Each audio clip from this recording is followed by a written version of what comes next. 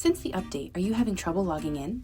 If you forgot your user ID, please contact customer service at 866-440-0391, Monday through Friday, 8 a.m. to 6 p.m., and Saturday, 9 a.m. to 2 p.m. If you forgot your password, you can reset it by following the prompts after tapping on Forgot Password in the mobile login screen. Why do I need to reset my fingerprint or Face ID?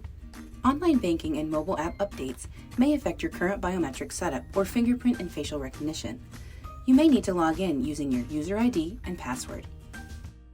You will need to re-enroll in the fingerprint or facial recognition biometric every time you change your password, whether it's because you updated your password with a representative, updated it online using your desktop, or because of a major mobile app update. How do I reset my biometric setup?